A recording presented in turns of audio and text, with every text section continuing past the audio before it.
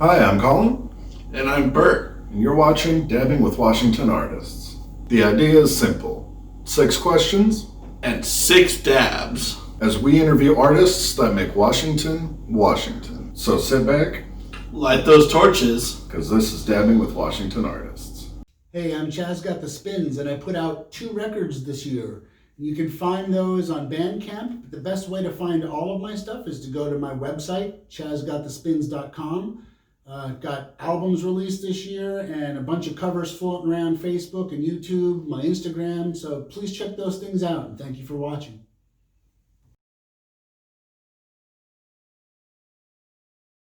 All right, just want to start off by saying thank you very much for joining us on the show. Really appreciate you coming out to be a part of it. Pleasure. If you guys are ready, Bert, why don't you tell us what we have for dab number 1? All right, so for Devner, we got Shark's Breath.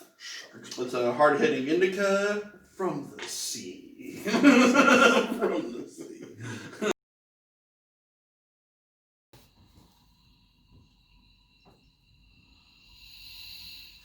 Beautiful.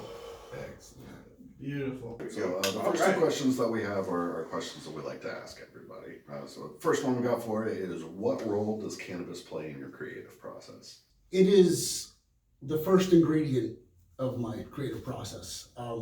My brain never shuts off. It's always moving. Completely understand that. In order for me to get anything done, I have to slow it down, and that's what it's almost medicinal. Yeah. For me, Mm-hmm. in that part of it. What it does is it enables me to not rush through a production. Like, I'll be so excited about finishing something creatively that, like, I'll cut corners. I won't take my time. I know that drum beat's off. Boom, I'm done. Yeah. I smoke a nice indica, and the world changes. I suddenly have patience that I didn't have before. It kind of removes the anxiousness and replaces it with that, strive to do something better. Yeah, that kind of tranquility. Yeah, I would say it's essential because it is, again, it's medicinal in that sense. It really, I'm not as productive without it. Absolutely. My brother asked me when I moved to Seattle, how are you getting all this done?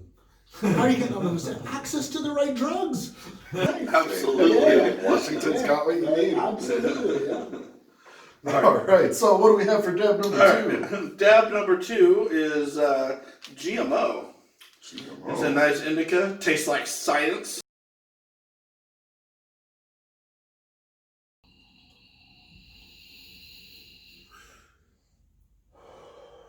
Beast ones.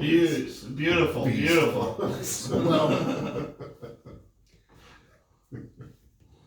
I'm trying not to abuse them too much. Fair enough. And so, second question we like to ask everybody: how has living in Washington affected your sound?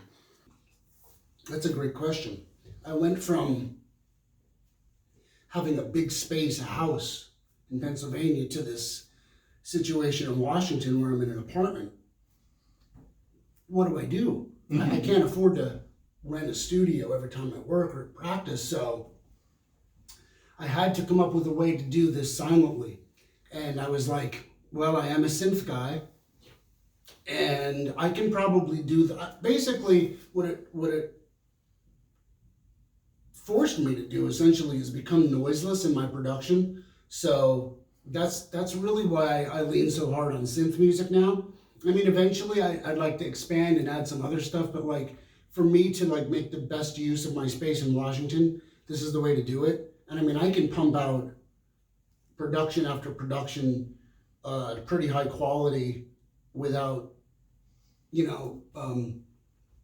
having to worry about bothering the neighbor. Like, if you lived above me or below me, you would never know that I just made 2 albums. I mean, maybe you heard this. The only thing you can hear is the singing, like when I get in front of a mic. And because it's synth, I'm not doing anything that I have to belt out. Right. So I can just get up to, very breathy, and it's like, I can't believe I'm getting away with it. I can't believe that I'm actually accomplishing it. But I mean, it has forced me to be creative and inventive in practical ways. That's awesome. Yeah. That's good. Yeah, absolutely. So that brings us to dab number 3. What do we got? So we got Blue Magoo, which is a nice sativa. And this shit's gonna make you solve mysteries.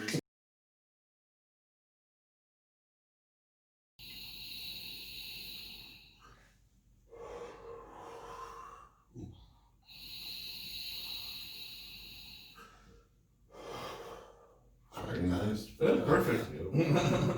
Excellent. Wow, that hit me immediately too. I feel like, Sativas always do for me. yeah, Like they always right away. You're like, oh, I'm awake. Okay. reset. I'm ready to take notes. Yeah, there you go. All right, so for question number 3, you have been participating in online concerts. We want to know, do you feel like that format is still going to be viable after all of the pandemic stuff finally is over and dealt with? Or do you think it's going to maybe fade back into obscurity? I love this question, and I'll tell you why. I think that clubs dropped the ball on this. I think that if they were streaming before the pandemic, this would already be a thing, and after the pandemic, it would continue to go back to being a thing, maybe even a bigger thing. In January of 2020, I was running around Ballard trying to talk to people. Hey, I have this idea. What if we took what you do and just streamed it?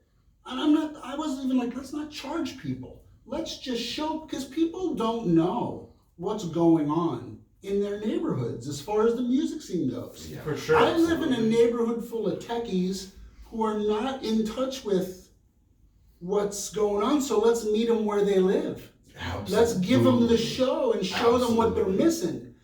We dropped the ball on this. Everybody looked at me like I had 3 heads, or like I was some kind of business pimp trying to. So no, like it just, the lack of initiative in this community blows my mind. It blows my mind. Like as a person with vision, I'm looking at all of this that's not happening, going like, why don't people? What do you have to do to make other people receptive to these kind of ideas? Because simply stating your idea and saying, what do you think of this, isn't enough. You have to start a pandemic. Yeah, well, usually it's listen here, you outlier. Here's how it is.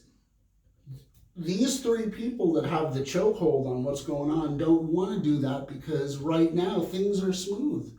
And things that, they're getting what they need to stay in business. Yeah. Mm-hmm. And that's what you get when you have when capitalism works. Mm-hmm. But when it doesn't work, those same 3 people who are living large, well, they're in the same boat as I am now. Mm-hmm. They can tell me all day that they've had this fundraiser and they're going to stream this, but like, it's obvious to me. Yeah. We're not saving this. Let's just be, frank about it. It's done. Mm-hmm. And places are closing. Yeah. And places that I love, and it's killing me, they're going to close. Yeah. Yeah. That's what's going to happen. And then the business people are going to say, well, that's because of this, that, and this, but it's not. It's because, it's been existing as it has for so long that the thing that was going to break the camel's back finally happened at the worst possible time, when there was no leadership. Mm-hmm. I mean, there's not even a united front to save this stuff. States aren't even united in how they're handling the pandemic, and we're going to save the scene. Yeah. It's not going to happen. So back to the question was the streaming thing. I think it was so important that somebody took initiative to do that instead of scrambling in the after effect, because now it's forever going to be associated with that time we couldn't go to gigs. Mm-hmm. That's my problem with it. No one's going to want to do this. Blowing my mind. Nobody's right going to now. want to do this again after we're out there again. No way. I can't wait. Let me just put it this way. Maybe. I'm a 50-year-old autistic guy, and I hate social interaction. And I can't fucking wait to be in the front row at Tim's Tavern to see random whoever it is that night when it's a thing again. I can't wait. Yeah. Mm-hmm. I'm not gonna give a shit about what's going on with streaming. Who knows, like, if this turns into what we're hoping for and you get this message out there to a large number of people, maybe they'll wake up and realize he's fucking right about everything he just said. Well, you know, that's why platforms like this are so important. Yes. Because I can't go to the business association meeting and say that and be taken seriously. Not because I'm wrong, but because I'm right. And then it's contrary to what the people who have want to keep for themselves. Absolutely. Yeah, for sure. And, you know, I've had this conversation probably 20 times with 10 different people. And it, you know, people, you're the first people who agreed with me. You know what I mean? You are. No, So, I like, mean, just, yeah, reinforcing what you were just saying. Like, I've seen so many posts on Facebook. Posts on Facebook. Clubs in Seattle just shutting down. We couldn't make it. The pandemic screwed everything. yeah. And then the thing is, you're right. This would have been the perfect opportunity. let's go back to before the pandemic. Cafe Racer was already fucking closing. All of this was inevitable. All the pandemic did it was like a Thanos snap. Yeah. It's gonna happen now. Beautiful reference. Half of you are going, and the ones with money can stay until you don't have it anymore. And that's the hell of it. You're on your own. That's how it is. Like these capitalists who want to save capitalism with socialism. Save our stream and donate. Soul. We hate socialism, but we'll take your money now, and then once we're running, it's back to fuck you. We're in charge, and when we don't need your money, we don't need your input either. That's how it's going to be. Or I shouldn't say that's how it's going to be. I almost feel like we're saved from that a little bit, because sooner or later, the people who are given aren't going to be able to give. And it's, you know, it's not that, like, I don't think people should be giving. I'm not saying that. I'm just saying, like, if you have it, that's great. Please. But I don't have it. I have time, and I'll come and play, and I'll move amps for you. I'll do the bulwark. But, like, this idea that my $10 is in a capitalist, because we are capitalists, I'll be damned if my $10, the best bang for my buck, is going to be giving it to your thing. It's not. That's me wiping my ass with that's me taking that $10 and lighting it up right there. I might as well roll marijuana and smoke a joint out of that $10. There you go. That is not helping anyone. It's maintaining something that's broken. It's like having the fucking donut on the car and you can only go 35. Yeah. And you're trying to go 55. Like, sooner or later, you got to fix that tire or just, like, give up on the car or whatever. But, like, you got to try something different. For number 4, we got good old OG Chem in a really pretty sugar wax form. That looks beautiful. I'm gonna have to take a look. This one even got kind of like almost starter crystals like the last one, but not quite. See, I got that one right to the right spot, too. Can always tell because it smokes longer. Yeah. I feel like that's good camera form, too. That was like one of those heated pre-ones was so perfect, you know? Keeping in line with the quarantine conversation, it's proven a very difficult time for a lot of artists, as we just talked a bit about with clubs closing and stuff like that. People have given up on producing, so they don't have an audience to play for anymore. We want to know, have you found that the lockdown has helped you, given that in this time you've managed to release 2 albums and a series of covers?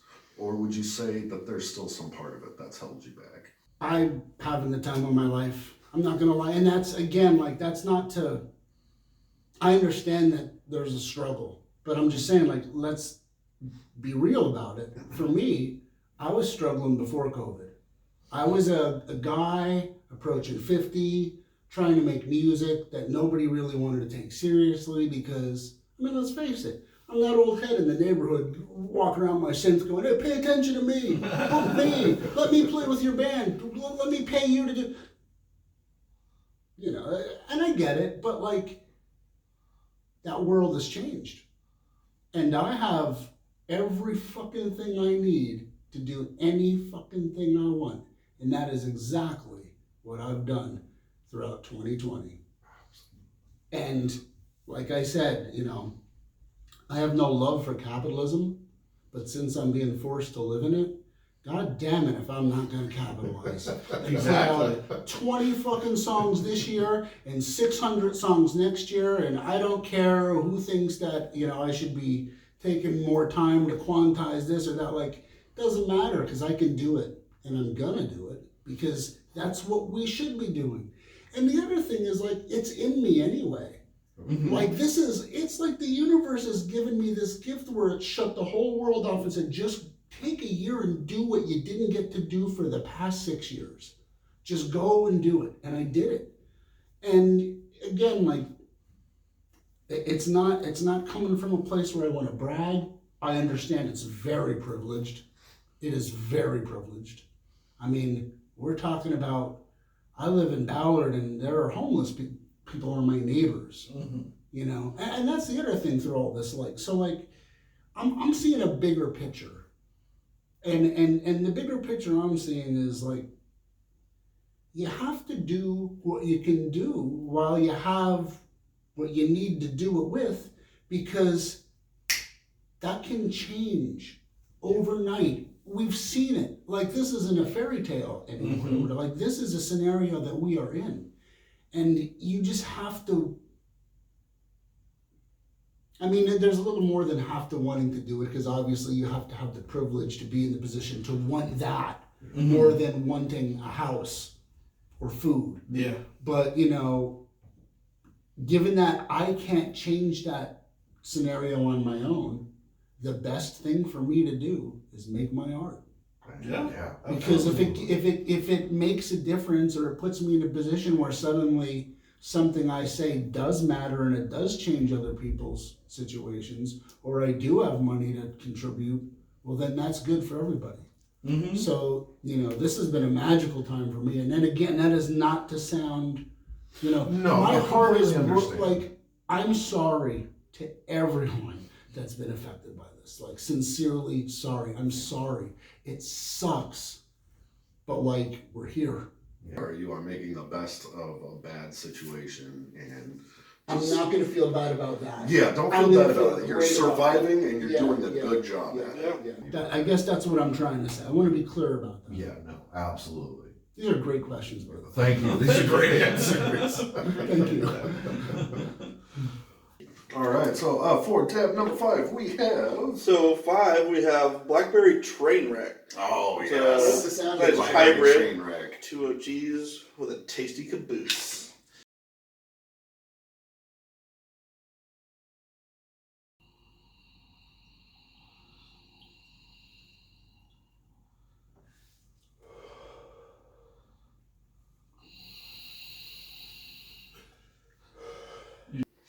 All right, I'm gonna try to get through this without stumbling, because I feel like this is like my favorite question ever. Is this fun? This is number 5. This is number 5, yep. So you have an album called Son of Charles, and you described it as your deal with the demons, let it all out, and fuck you album. You also described it as this is who I am as an artist. Right. And it strikes me as a very, very personal album. So we wanted to know, was there an event that served as the catalyst to the development of this album, or is it just an overall expression of who you are? It's very primal and sudden. And I'm going to go back and edit some of those statements and say, it's who I am as an artist this year, right now, at this moment. This is what I have to say. I'm going to change. It's every album after this isn't going to be like that. And, I guess that's what I mean by the fuck you album. I'm not going to sit down and overproduce this and take my time and wait till next year, because the truth is, by that time, I don't know that I'm going to feel this way. But I feel that because I feel this way, I want to make sure it's expressed. I want it on record.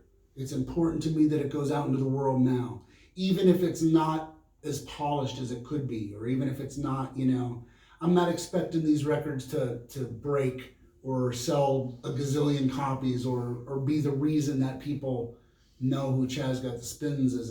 It's the groundwork. Because, you know, when the next record comes, I want people to be able to go back and look at these two twin records, particularly the second one, Son of Charles, because that's the one I really feel like is more of an artistic statement, whereas the first one's more of a pop record. You know? Gotcha. This was, I mean, and it was, the catalyst was so many things. Like Chop was part of it. You know, I visited Chop, and I was like, this place is so peaceful. And they're like, if people could just see the reality of what's happening here and the beauty of what it is when people take control of their communities and their destinies. It was not the shit show that the news outlets, I mean, I was there. It was a lovely afternoon. I watched people have heated arguments in the street and settle their differences with a handshake at the end. And people were standing around like watching, and no one was taunting. Everyone was like genuinely interested in what was being said because there was no one there to instigate. Yeah. The instigators were gone. Yeah. They were thrown out. So it was like, I wanted, and here's the other thing, you know, as a white guy, I don't want to be coming home and making the Chop album. That's not my business. That's not my place. And I'm not cashing in on that, and I'm not saying, oh, or whatever. I'm just saying, like, here's how that left me feeling. Maybe when we're in the midst of a great equalization, and that's kind of what we are in the midst of, and that's not to glorify our situation. I'm just saying, like, we are here.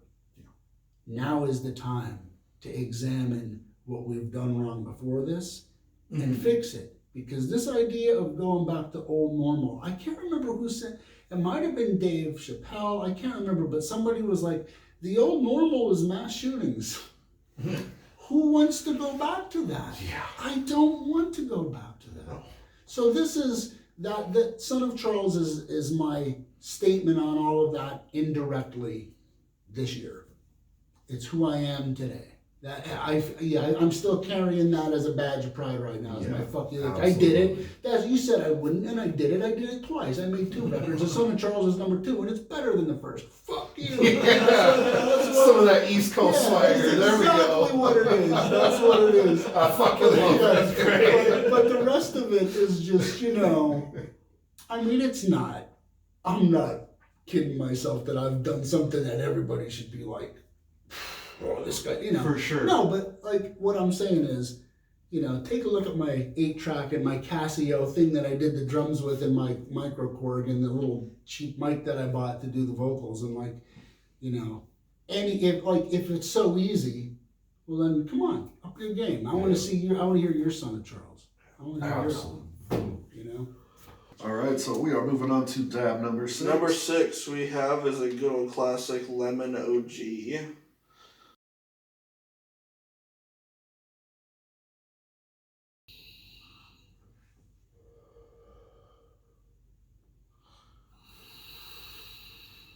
Very nice. It's very smooth.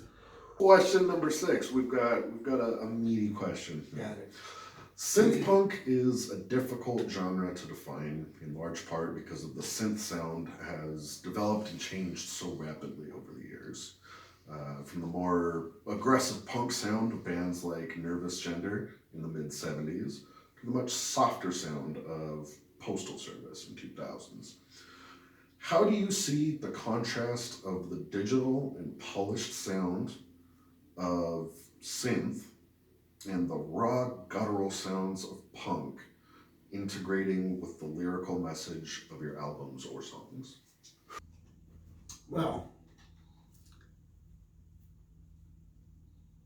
I'll start by addressing the genres that were discussed. You know, to me, I'm just making rock music, but you know, this is, and I grew up in a world like the base of everything I do is the late 70s, early 80s, 1981 being the peak year. So, you know, based on that model, it didn't matter. Like, my record collection was, Freeze Frame, Jay Giles Band, and Pink Floyd The Wall just came out a couple years earlier. And, so there was some, like, leftover prog stuff in there. I was also in a Men at Work, Flock of Seagulls. Like, to me, and back then it was just pop music. It wasn't this overly, like, once you got to the 90s and alternative took over, it just got out of control. I remember the first time I heard someone describe something as emo. And I said, what do you mean? I was in college. Yeah. And I'm late 20s by this time, almost 30. So I'm saying, what do you mean? What is that? And they're explaining to me, like, but that's alternative. And they're like, oh no, this is it. So, like, for me, like, I hate that music is over genretized. I think that if my lyrical message is punk, I'm gonna hashtag punk. And if the meat of all my music is synth, even though it's not really synthwave, because I'm not, but I'm gonna tag it because it's all, I'm using a microKORG. That's the meat of, to me, like, I love that instrument so much. I won't digress, but I'm gonna use that hashtag. But I also think I'm rock and roll. Or maybe my drum tracks are what make my stuff more punky, because I'm not doing it from a standpoint where, I want to program something that somebody can dance to. I'm playing those drums as imagining myself behind a kit. I'm literally visualizing how I would play that, and that's how my drum tracks are laid down. So to me, it's about, like, I want it to sound like a performance, like a drummer played it, not like somebody, programmed it and pressed a button. And I don't have anything against that. It's just a preference of what I grew up listening to. Those, I mean, there's a huge prog influence that I just makes me want to be snobby about the way I record it. I want it to be a performance. I'm not a big, I understand, like, if I want to mass market something or make people dance, I'm gonna have to quantize that drum track eventually. But, like, for what I'm doing right now, for what I want people to understand about me, I think I think this is just a good way for me to mix all those genres together. The last part of the question, I forget how to wrap this up properly. So how do you see the contrast of the digital polished sound of synth versus the raw, guttural sounds of punk integrating with your music? I'm going to go back to that peak year of 1981 and bring games into this a little bit. Oh, okay. At the time, what you could do in any mall in America is walk into an honest to God arcade, and it was magical. It was a chorus of globbing, bassy. Everything I do starts with Pac-Man. All my bass tracks have that. That's Pac-Man. When I have quarters I live in Ballard. When there's quarters in my pocket, I go into full tilt, and they have the tabletop Pac-Man. If I can get 3 other people to go with me, it's not about competing. It's so much fun. It's a moment in time for me. So, like, I feel like that's been lost because games have gotten more complicated in their nature. I think but I do see that especially for this synthy genre, I think that video games are what drives the changes. Like, if you go back to those, records from 81, 82, like those old Foreigner records and stuff, you hear those kind of like real, almost like those Mogi basses that Stevie Wonder used to use in the background, doing real, like, almost, they sound like games, like Jukebox Hero, the intro, it sounds like a game. It really does. And it sounds like those games. But when you get into the 90s, and like Nintendo is now replaced in television and Atari, like, the synth music from that time has that quality to it. I think that's what the Postal Service sounds like. And then you get into what, I don't know what games sound like now, I'm kind of out of the loop, but I'm sure, it seems to me, based on the synthwave genre and what people say about them, that it's driven by what they're hearing in their games. Because people, apparently, synthwave is a genre where people like to cruise. They get on the interstate and they go. Yeah. To me, they're in a video game in their mind. Right? That's what they're doing. They're providing a soundtrack for their whatever Little driving fantasy game. they're having on an I-5 on Friday at 2 a.m. when it's empty in their post-apocalyptic vision. That's what they're doing. So I think, games, it's interesting. You have to talk about games when you talk about Shit done that. Yeah. Yeah. My God, my brain is exploding right now. Well, it did have 6 deaths. I never thought about that before. Yeah, I think... But I completely understand what you're talking about. And the interesting thing is that I talk about my love for Prague. I think that the earliest video games were influenced by the synth guys from the 70s, because one time I put on an Emerson, Lake and Palmer record, Tarkus specifically, and my wife says to me, "This sounds like a video game." And I'm like, son of a bitch, that's what he is. He's kind of the godfather of those, early Atari game, soundtracks. I'm like, so really, I think it always, synthesizers and games are like, it's how you make music. Yeah. And I mean, because games almost overtook popular music and culture on the totem pole of what's important in kids' life. I mean, when I was a kid, Atari was like something you maybe had, but you always had records and tapes. It's different now. Yeah. So I think that's the flip. I think games have been the main factor in that specific sound. Thanks for tuning in to another episode of Dabbing with Washington Artists. Please be sure to give us a like and follow for more content. And check below for links to the artists and their most current projects. And remember, with your support, local art thrives.